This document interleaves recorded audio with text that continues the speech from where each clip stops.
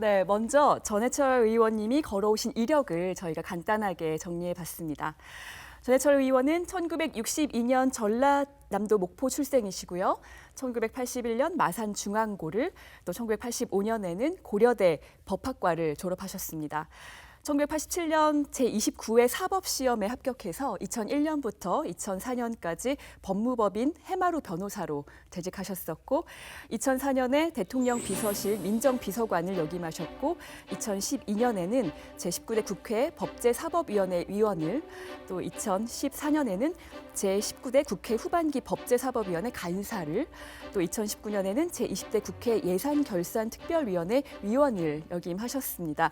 19대부터 21대까지 경기 안산시 상록구 갑 국회의원을 지내오고 계십니다. 이번에 21대 총선에서 승리해서 이제 3선 의원이 되셨습니다.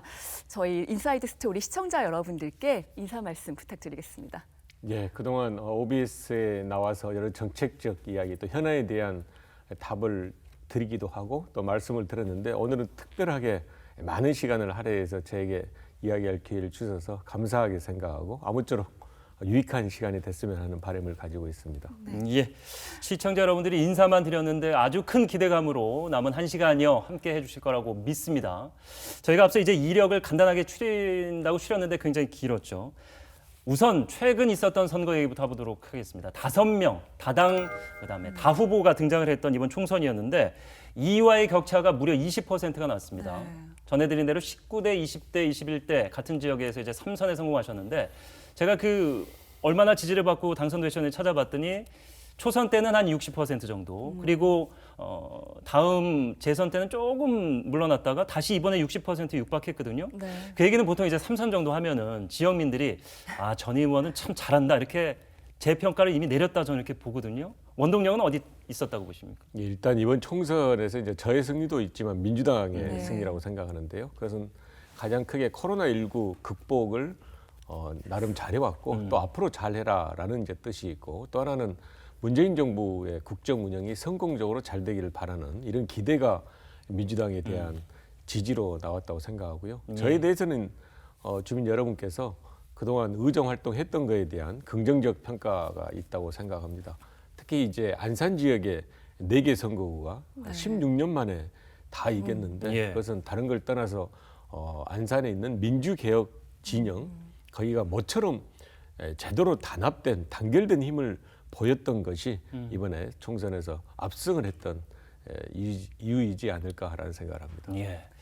4개 지역구를 16년 만에 모두 탈환하면서 이제 민주당에 대한 기대감은 안산에서 굉장히 커지고 있는 상황입니다. 자, 본격적인 이야기를 출발해 보도록 하겠습니다. 태어나신 그 시점부터 좀 봐야 되겠는데, 목포에서 태어나셨는데 중학교 때 이제 경남 마산으로 옮기셔서 마산 중앙고, 전라도와 경상도를 이제 가로지르셔서 보통 이게 쉽지가 않거든요. 그러니까 네. 유년과 청년기를 이렇게, 물론 지역 감정이 요즘에는 좀 해묵은 논쟁이다 이런 얘기가 있어도 여전히 좀 남아있는 부분이 있는데 쉽지 않은 그런 유년과 청소년기였습니까? 어떤 이유 때문에 그렇습니까? 일단은 이제 집안 형편이 어려워서 마침 형님이 이제 마산에 계셔서 우연한 계기로 마산을 갔고요. 다만 이제 가게 돼서는 실제 아주 지역 감정에 대한 또 나쁜 점, 또 그걸 아주 잘 이렇게 체험할 수 있는 기회가 있었습니다. 왜냐하면 처음에 갔더니 600명 중에서 호남 출신, 전라도는 저 혼자다 이렇게 이제 알려져 있었고, 좀 지나다 보니까 이제 또 한 명의 친구가 있던 건 알았지만 학교 가자마자 이 말투라든지 사투리가 이제 이질적이니까. 그렇습니다. 이 억양이 어디에 있냐라는 것이 약간 틀린데, 이 말투라든지 지역 출생지로 인해서 실제 뭐 싸움도 많이 하고 그걸로 인해서 놀림감이 되기도 하고 때로는 이제 친구들하고 다툼까지 이어지고 해서, 제가 이런 지역 감정이라는 것이 정말로 그 합리적 근거가 없다.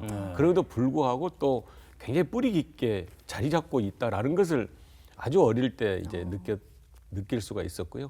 이후에 제가 이제 변호사 시절에 노무현 대통령님을 뵙고 또 참여정부에서 일을 하게 되지 않습니까? 그 노무현 대통령께서 이 지역 감정 또 지역 정치의 폐해를 누구보다도 많이 이야기를 하시고 이를 극복하기 위해서 평생을 사셨는데, 그렇죠. 그런 노무현 대통령님을 모시고 일을 할 수 있었다는 것이 제가 어떻게 보면 어릴 때부터 느꼈던 지역 감정의 폐해를 극복하고자 했던 그런 우연적인 만남이 또 저를 쭉 이끌어왔다라고 생각을 하고요. 네.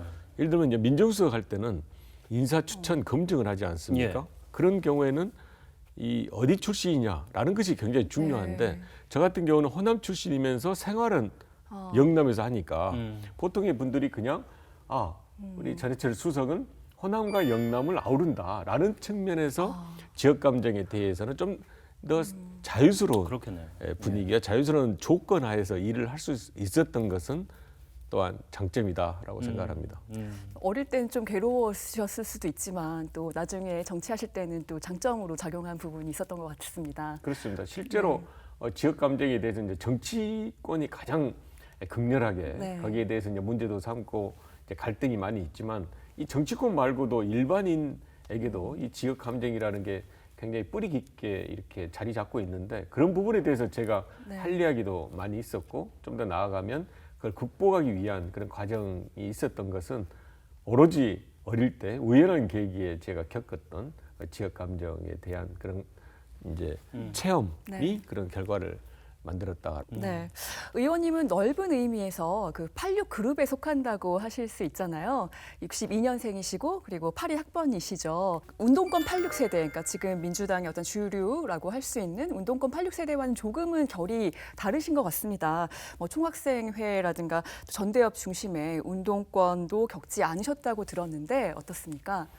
그렇습니다. 이제 386 지금 이제 586이 됐습니다만은 386 세대가 보통 운동권에 대한 이야기를 한다면 저는 엄밀하게 이제 운동권에 해당되지는 않는다고 생각할 수도 있습니다만은 다만 제가 이제 81년도 입학을 했는데 80년대 시대는 그 암울했던 또는 굉장히 권위주의 체제를 극복하고자 민주화에 대한 열기가 있었고 실제 민주화로 인한 많은 분들의 희생과 헌신이 있었던 시기입니다. 그런 면에서 다 같이 살았던 80년대라고 생각을 하고 다만 이제 저는 법조인의 길을 갔기 때문에 흔히 말하는 이제 제도권 내에서 좀 더 80년대 그리고 이후 생활을 보냈다는 의미에서 지금 이야기하는 네, 또 네. 운동권 세대 386과는 좀 차이가 나지만 네. 그래도 불구하고 저 역시도 네.